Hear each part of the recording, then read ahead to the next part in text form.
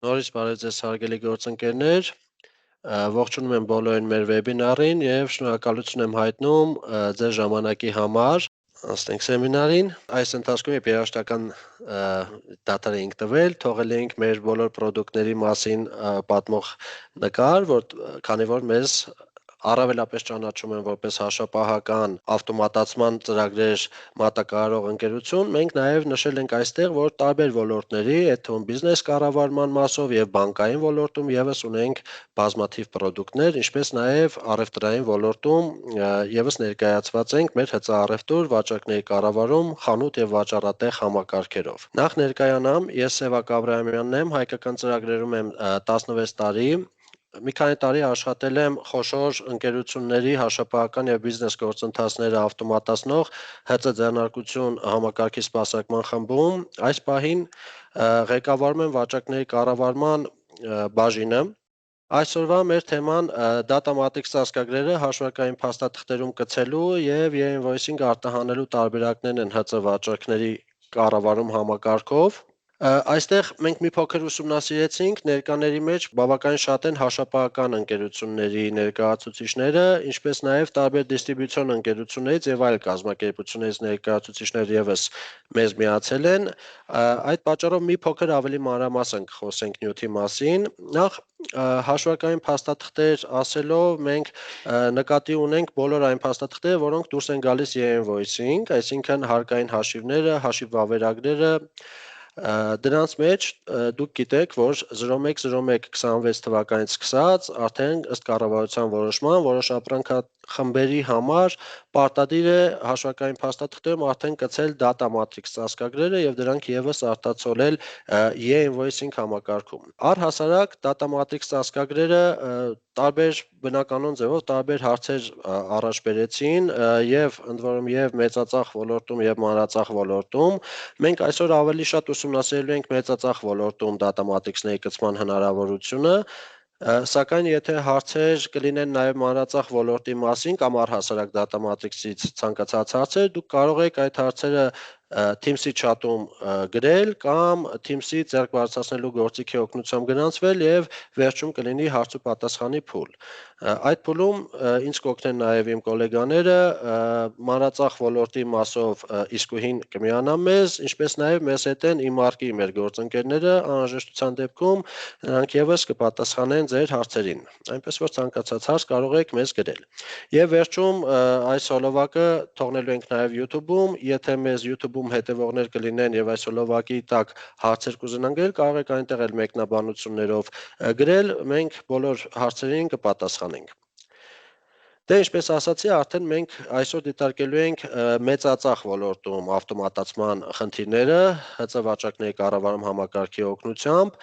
Ինչպես արդեն նշեցի, 2026 թվականի հունվարի 1-ից ծխախոտային եւ ալկոհոլային արտադրանքների համար պարտադիր է դարձել Data Matrix ծածկագրերը կցել եւ ուղարկել հարկային համակարգ, e-invoicing համակարգ։ Շուտով սպասվում է նաև մնացած բոլոր ապրանքախմբերի համար նման փոփոխության իրականացում։ Դեռ 25 թվականի նոյեմբեր-դեկտեմբեր ամիսներից մենք բնական է սկսեցինք արդեն մշակումները եւ այսօր կարող ենք ասել, որ վաճառքների կառավարում համակարգը ամբողջությամբ պատրաստ է Data Matrix կոդերի կցմանը եւ e-invoicing ուղարկմանը։ Մի փոքր խոսենք վաճառքների կառավարում համակարգից, քանի որ ներկաներից ոչ բոլորն են հավանաբար ծանոթ վաճառքների կառավարմանը։ Դա մեր դիստրիբյուտոր ընկերությունների համար նախատեսված ծրագիրն է։ Դիստրիբյուտոր ասելով այստեղ նկատի ունենք արտադրող կամ մատակարար կազմակերպություններ, որոնք ուղիղ իրենց գնորդներին վաճառում են ապրանքները, ինչպես նաև տվյալ ընկերությունների մարզային դիստրիբյուտորները։ Կարելի է ասել, որ վաճառքների կառավարումը դա հայկական շուկայում ամենատարածված լուծումն է նման կազմակերպությունների համար։ Ծրագրով աշխատում են 1-2 մենեջեր ունեցող ընկերություններից մինչև խոշորագույն ընկերությունները, մատակարար խոշորագույն ընկերությունները, մոտ 500 կազմակերպություն, 3500-ից ավել մենեջերներով եւ առաքիչներով ամեն օր իրենց աշխատանքները կազմակերպում են հենց մեր համակարգով։ Վաճառքների process-ում ամենատարածված մոդելը վաճառք իրականացնելու դա պատվերների հավաքագրումն է կամ այսպես կոչված pre-selling-ը։ Համակարգը ձեզ հնարավորություն կտա նախապես մուտք անել երթուղիները, այսինքն պլանավորել խանութները, թե որոնք են պետք այցելել տվյալ օրը տվյալ մենեջերի համար, հավաքագրել պատվերներ, կազմակերպել առաքումները, ինչպես նաև հետևել այդ երթուղիների կատարմանը։ Մյուս մոդելը, որը նաև տարածված է նորից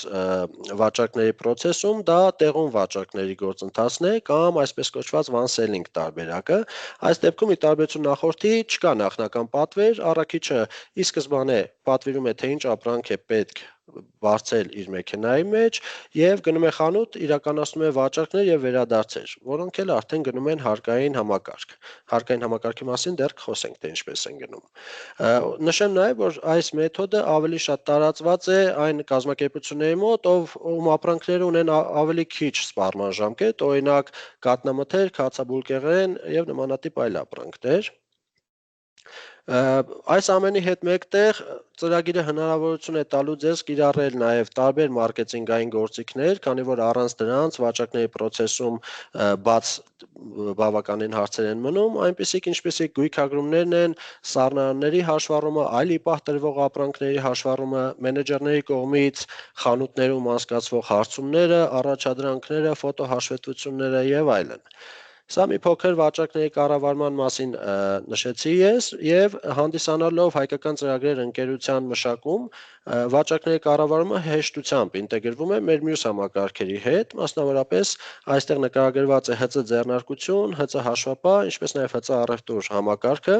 Սա շատ կարևոր մաս է հաշվապահների համար, քանի որ հաշվապահները ստիպված չեն նույն գործողությունը երկու անգամ անել, այլ ուղղակի կինտեգրվեն եւ փաստաթղթերը, որոնք արդեն կան վաճառքների կառավարման մեջ, հեշտությամբ կարտացոլեն հաշվապահական ծրագրում։ Այդպիսով կխնայեն իրենց ժամանակային ծախսը, կբացառեն մի շարք տեխնիկական բնույթի սխալներ, ինչպես նաև համակարգը ինտեգրված է ՀԾ ինտերնետ բանկի հետ, եթե այլ համակարգերը մեր օգտագործում եք, հավանաբար ծանոթ կլինեք։ Այսինքն դուք կարող եք հեշտությամբ բանկի մուտքերը տեսնել ծրագրում եւ մշակել դրանք։ Եվ վերջապես ծրագիրը ինտեգրված է նաև e-invoicing համակարգի հետ, որպես հարկային հաշիվների դուրսգրման համար առանձնացված մոդուլ, այսուհետ նաև data matrix-ների մասով բոլոր ինտեգրումները ծրագրում առկա են։ Ուսումնասիրելով data matrix-ների աշխատանքի մոդելները տարբեր կազմակերպություններում, մենք տեսանք բազմաթիվ իրականում դեպքեր եւ դրանք փորձեցինք խմբավորենք եւ հավաքենք 3 տարբերակի մեջ։ Այստեղ ես ներկայացրել եմ այդ 3 տարբերակները, հիմա մենք կփորձենք ավելի վիզուալ կերպով դրանց մասին խոսել եւ նաեւ փորձել տեսնել ծրագրում ինչպես է իրականացվում տվյալ լուծումները։ Պատկերված են շուկայի մասնակիցները, մենք որպես մատակարար պահեստի նշանով, կարելի է ասել, մյուս կողմում մեր գնորդներն են խանութի նշանով եւ վերևում հարկային համակարգն է։ Տարբերակ մեկը դա այն դեպքն է, երբ ի սկզբանե մենեջերի կողմից հավաքագրված պատվերի հիման վրա հաշվետարը կամ օպերատորը դուրս է գրում հարկային հաշիվ, ստորագրում է այն, իսկ առաքիչը բարձված ապրանքներով գնում է խանութ։ Այս դեպքում նշեմ, որ ի սկզբանե մեզ հայտնի է, որ խանութը ինչ ապրանք եւ ինչ քանակով է ձեռք բերելու, սակայն հայտնի չէ խմբաքանակը, թե կոնկրետ որ ապրանքները պետք է տրամադրվի։ Այդ պատճառով առաքիչը, երբ որ տրամադրում է ապրանքները խանութին, իր հեռախոսի միջոցով սկանավորում է data matrix կոդերը եւ շատ հեշտությամբ կցում է հարկային հաշվին, այդպիսով ապահովելով ամբողջ օրենսդրական մասը։ Մենք պայմանականորեն առանձնացրել ենք նաև որոշակի ապրանքախմբեր, որոնց դեպքում մեր կարծիքով առավելապես եւ փորձից ելնելով, առավելապես այս մատակարարները աշխատում են հենց այս տարբերակով, ուղղակի նշեմ, որ սա խիստ կանոն չէ, այսինքն սա չի նշանակում, որ բոլոր նմանատիպ ընկերությունները հենց պարտադիր այս տարբերակով պետք է աշխատեն, սա ուղղակի փորձից ելնելով առանձնացում է։ Օրինակ խմիչքներ, հյութեր, ջրեր, նպարեղեն, պահածոներ եւ տնտեսական ապրանքներ վաճառողներ, քանի որ ի սկզբանե արդեն իսկ ունեն պատվեր, առաքիչին մնում է միայն ապրանքները տանել եւ data matrix-ները սկանավորել, հենց այս տարբերակով էլ աշխատում են, ինչպես օրինակ Armenia Wine, Coca-Cola ընկերությունները հենց այս տարբերակով այս պահին էլ աշխատում են։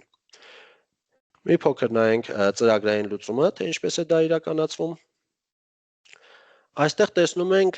վաճառքների կառավարման մոբայլ կամ շարժական մասը, շարժական մասի աշխատանքային միջավայրն է նկարագրված, որպես երթուղիների եւ երկուշաբթի օրվա երթուղիներ, փաստորեն առաքիչը տեսնում է այն խանութները, որը նա պետք է այցելի։ Եվ տեսնում է տարբեր փաստաթղթեր, որոնք հասանելի են իրեն եւ կարող են նա ինքը եւս ստեղծել, այս բանին մեզ պետք է բացել վաճառքները։ Այստեղ տեսնում է այն վաճառքները, որոնք նա իր գնորդներին պետք է մատակարարի, առաքիչը կարող է փնտրել եւ գտնել այն վաճառքը, որը այդ պահին պետք է տա, կարող է փնտրել թե սերիահամարով, թե խանութի անվանումով, թե կոդով։ Դե գտանք արդեն վաճառքը, ընտրում ենք այդ վաճառքը։ Ուշադրություն դարձնենք, որ արդեն սերիահամարը լրացված է, քանի որ, ինչպես արդեն նշեցի, պատվերի հիման վրա մենք դուրս էինք գրել հարկային հաշիվ։ Ինչպես նաև լրացված է ապրանքները, լրացված է գումարը, սակայն ծածկագրերի քանակը այստեղ եղվում է, որ նշված է 0 ծածկագիր։ Դեռևս որոշված չէ խմբաքանակը, որն ենք տրամադրում այդ խանութին։ Հեռախոսի միջոցով առաքիչը կարողանում է սկանավորել ապրանքները տեսախցիկով։ Ներքևում արդեն հայտնվեց 3 ծածկագիր կցվեցին եւ փաստաթղթում արդեն այդ 3 ծածկագրերը կցվել են եւ երևում են։ Առաքիչին այս դեպքում մնում է միայն արտահանել տվյալ փաստաթուղթը եւ կցել արդեն իսկ ձևավորված հարկային հաշվին։ Երկրորդ տարբերակը սա համապատասխանում է որոշակիորեն իմ նկարագրած one selling մոդելին աշխատանքային, այսինքն այս դեպքում դեռևս հայտնի չէ, որ խանութին ինչ ապրանքներ պետք է վաճառեն, ոչ քանակը եւ ոչ էլ խմբաքանակները։ Առաքիչը մեքենան բարձած վիճակում այցելում է խանութ։ Տեղում կատարում է վաճառք, ընտրում է ապրանքները, որոշում են խանութի հետ, ընտրում է ապրանքները եւ հենց այդ պահին հեռախոսով սկանավորում է data matrix կոդերը։ Այդ պահին էլ առաքիչը հնարավորություն ունի միանգամից եւ հարկային հաշիվը եւ կից data matrix կոդերը արտահանի որպես հարկային հաշիվ։ Ինչպես արդեն նշեցի, սա ավելի փոքր սպառման ունեցող ապրանքներին է հատուկ, օրինակ կաթնամթերք, մսամթերք, կիսաֆաբրիկատներ, հացաբուլկեղեն եւ այս տարբերակով նաեւ ծխախոտ վաճառող տարբեր ընկերություններ են աշխատում, ներկա պահին Lex Tobacco, Avers ընկերությունները հենց այս տարբերակով էլ իրենց վաճառքները իրականացնում են։ Մի փոքրիկ էլի ցուցադրությունով փորձենք տեսնենք ինչպես է դա տեղի ունենում ծրագրում։ Նորից տեսնում ենք երթուղին եւ որ խանութներն է պետք այցելել, այս դեպքում առաքիչը հենց տեղում միանգամից վաճառք փաստաթուղթն է ստեղծելու։ Հիմա տեսնենք, ընտրելով խանութը, ամեն խանութի վերջում կա 3 կետիկ, որը տվյալ խանութի հասանելի փաստաթղթերն է բացում։ Մենք ընտրելու ենք վաճառք փաստաթուղթը, ուշադրություն դարձնենք, որ դեռևս ոչինչ չկա փաստաթղթում, ոչ ապրանքներ եւ ոչ էլ հարկային տվյալներ։ Առաքիչը ինքը սկանավորում է ապրանքները տեսախցիկի օգնությամբ։ Սկանավորման գործընթացը, եթե նկատում եք, խմբային է կատարվում, այսինքն միանգամից ծրագիրը փորձում է բոլոր data matrix-ները կարդալ, ինչ որ տեսնում է այդ պահին տեսախցիկում, եւ արդեն իսկ հայտնվեց, որ 4 հատ ջուր ենք վաճառելու, գումարը երևաց եւ որ 4 ծածկագիր է կցված կոնկրետ այս փաստաթղթին։ Դե այս դեպքում առաքիչը պետք է սա ուղղակի արտահանի հարկային համակարգ, օգտվելով այս պատուհանից։ Շատ լավ։ Եվ երրորդ դեպքը, որը մենք առանձնացրել ենք, դա որոշակիորեն ավելի յուրահատուկ դեպք է, ըստ կիրառման դեպքերի, սա երևի թե ամենավերջին տեղում է գտնվում, բայց այս դեպքերն է բավականին շատ են լինելու։ Այս դեպքում ինչ է տեղի ունենում, հաշվետարը կամ օպերատորը դուրս է գրում հաշիվ, որի հիման վրա պահեստապետը սկանավորում է ապրանքները, թե որոնք պետք է գնան կոնկրետ այդ գնորդին, քանի որ նման դեպքերում սովորաբար այդ ապրանքները դնում են առանձին արկղի կամ փաթեթի մեջ եւ առաքիչը ուղակի այդ ապրանքները տեղափոխում է։ Այսինքն այստեղ առաքիչը անելու ոչինչ չունի, ուղակի պետք է վերցնի փաստաթղթերը եւ ապրանքները եւ հասցնի խանութին։ Այս դեպքը յուրահատուկ է դեղերի, խնամքի միջոցների, կենդանիների կերեր, սուրճեր, թեյեր վաճառող ընկերություններին եւ նորից եմ կրկնում, այս խմբավորումները եւ այս առանձին ապրանքների խմբերը, սա խիստ կանոն չէ, սա մեր փորձից ելնելով ուղղակի առանձնացրել ենք մենք դեպքեր։ Մի փոքր նայենք երրորդ տարբերակի լուծումը համակարգում ինչպես է տեղի ունենում։ Այստեղ արդեն մենք տեսնում ենք Գրասենյակային մասի լուծումը նախորդ երկու տարբերակներում մենք նայում էինք վաճառքների կառավարման մոբայլ մասը, այսինքն առաքիչի գործիքը։ Այստեղ մենք տեսնում ենք հաշվետարի եւ օպերատորի համար նախատեսված միջավայրը, երևի թե նկատեցիք, մեր բոլոր համակարգերը իրար բավականին նման են, այսինքն այստեղ սա շատ նման է ՀԾՀ եւ առևտուր ծրագրի փաստաթղթերին, քանի որ մեր մոտ դա կանոն է,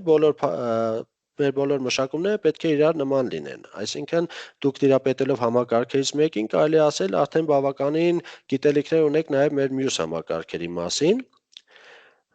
Եթե վաճառք փաստաթուղթը բացենք եւ գնանք ապրանքների ցուցակ, այս դեպքում ցուցադրվում է սկաներով կարդալու հնարավորությունը, ամեն անգամ երբ սկաներով անցկացվում է,